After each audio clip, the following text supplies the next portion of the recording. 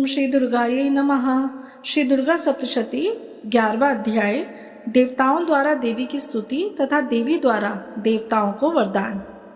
मैं भुवनेश्वरी देवी का ध्यान करता हूँ।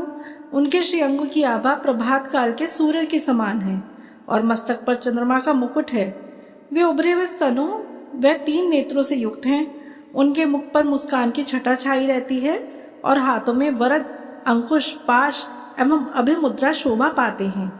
ऋषि कहते हैं, देवी के द्वारा महादैत्यपति शुंभ के मारे जाने पर इंद्रादि देवता अग्नि को आगे करके उन कात्यायनी देवी की स्तुति करने लगे। उस समय अभिष्ट की प्राप्ति होने से उनके मुख कमल दमक उठे थे और उनके प्रकाश से दिशाएं भी जगमगा उठी थी। देवता बोले, शरणागत की पीड़ा को दूर करने वाली देवी हम पर प्रसन्न हो। संपूर्ण जगत की माता प्रसन्न हो। विश्वेश्वरी, विश्व की रक्षा करो। देवी, तुम ही चराचर जगत की अधीश्वरी हो। तुम इस जगत का एकमात्र आधार हो, क्योंकि पृथ्वी रूप में तुम्हारी ही स्थिति है। देवी, तुम्हारा पराक्रम अलंघनीय है। तुम ही जल रूप में स्थित होकर संपूर्ण जगत को तृप्त करती हो। तुम अनंत बल संपन्न वैष्णवी शक्ति हो। इस विश्व की कारणभूता परामाया हो। देवी, तुमने इस समस्त जगत को मोहित कर रखा है। तुम ही प्रसन्न होने पर इस पृथ्वी पर मोक्ष की प्राप्ति कराती हो। देवी, संपूर्ण विद्याएं तुम्हारे ही भिन्न भिन्न स्वरूप हैं। जगत में जितनी स्त्रियां हैं वे सब तुम्हारी ही मूर्तियां हैं। जगदम्ब, एकमात्र तुमने ही इस विश्व को व्याप्त कर रखा है। तुम्हारी स्तुति क्या हो सकती है।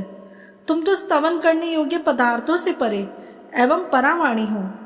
जब तुम सर्वस्वरूपा देवी स्वर्ग तथा मोक्ष प्रदान करने वाली हो, तब इसी रूप में तुम्हारी स्तुति हो गई। तुम्हारी स्तुति के लिए इससे अच्छी उक्तियां और क्या हो सकती हैं।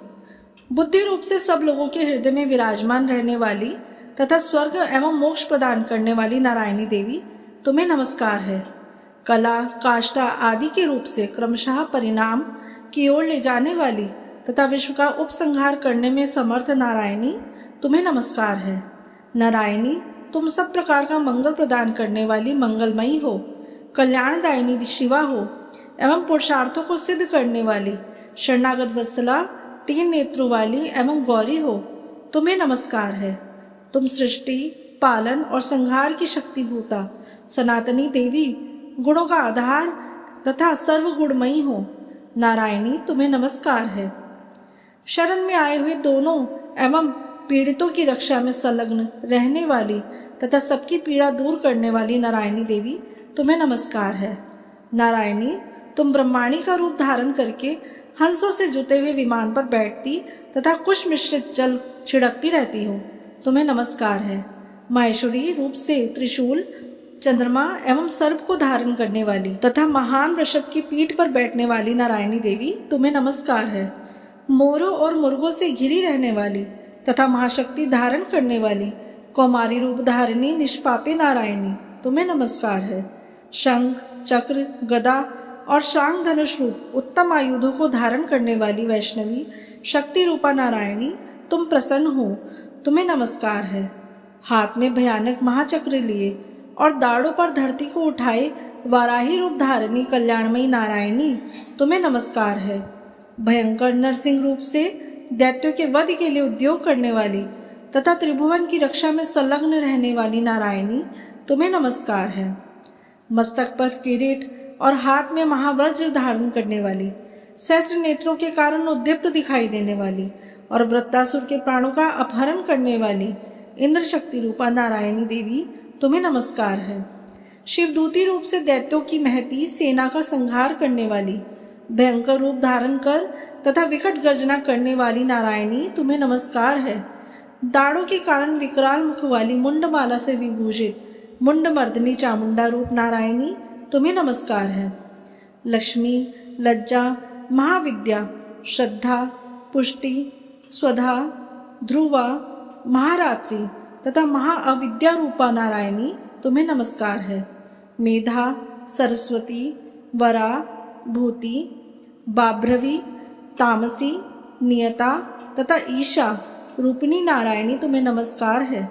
सर्वस्वरूपा सर्वेश्वरी तथा सब प्रकार की शक्तियों से संपन्न दिव्य रूपा दुर्गे देवी, सब भयों से हमारी रक्षा करो। तुम्हें नमस्कार है। कात्यायनी, यह 3 लोचनों से विभूषित तुम्हारा सौम्य मुख सब प्रकार के भयों से हमारी रक्षा करे, तुम्हें नमस्कार है।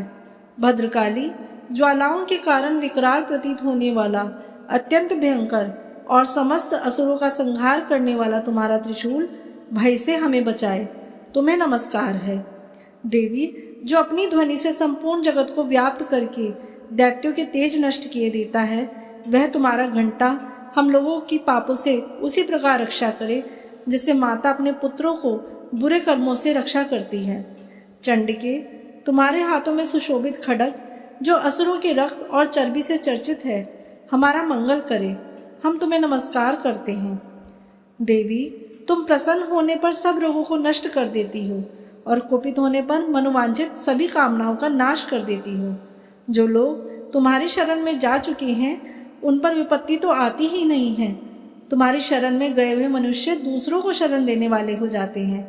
देवी अंबिके, तुमने अपने स्वरूप को अनेक भागों में विभक्त करके नाना प्रकार के रूपों से जो इस समय इन धर्मद्रोही महादैत्यों का संहार किया है, वह सब दूसरी कौन हो सकती है।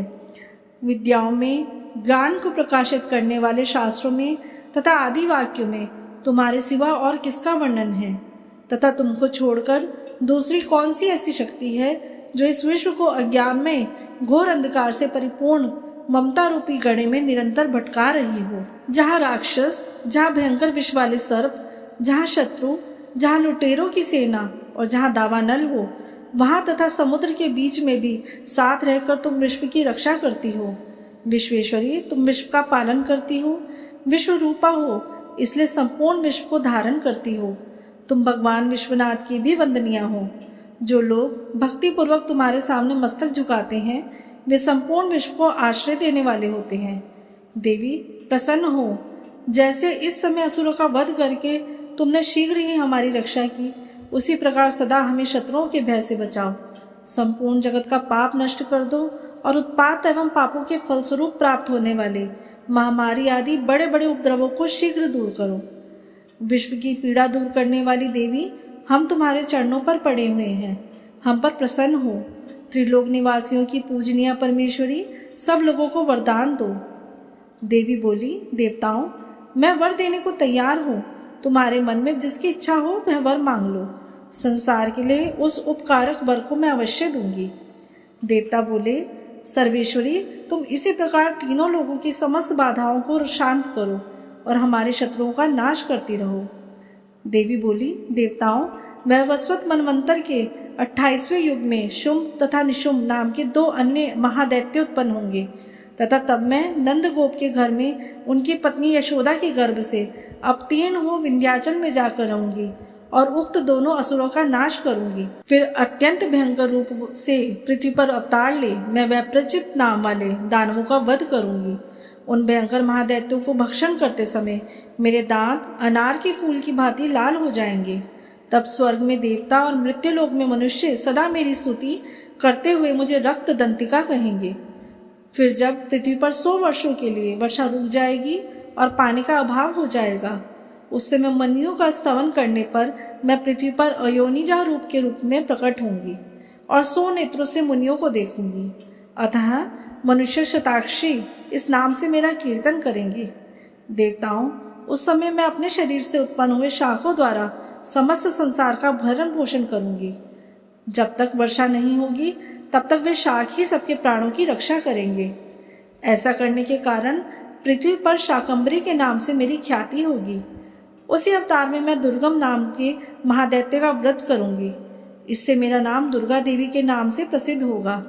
फिर जब मैं भीम रूप धारण करके मुनियों की रक्षा के लिए हिमालय पर रहने वाले राक्षस का भक्षण करूंगी, उस समय सब मुनि भक्ति से नतमस्तक होकर मेरी स्तुति करेंगे।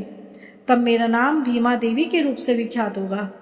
जब अरुण नामक दैत्य तीनों लोकों में भारी उपद्रव मचाएगा, तब मैं तीनों लोकों का हित करने के लिए 6 पैरों वाले असंख्य भ्रमरों का रूप धारण करके उस महादैत्य का वध करूंगी। उस समय सब लोग भ्रामरी के नाम से चारों ओर मेरी स्तुति करेंगे। इसलिए जब जब संसार में दानवी बाधा उत्पन्न होगी, तब तब अवतार लेकर मैं शत्रुओं का संहार करूंगी। ओम दुर्गार्पणमस्तु। श्री दुर्गायै नमः। श्री दुर्गा सप्तशती 11वां अध्याय समाप्त।